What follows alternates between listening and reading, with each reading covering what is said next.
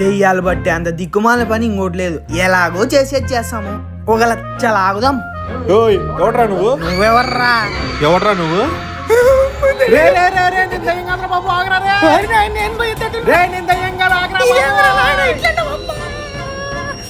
నేను దయ్యం కాదురా.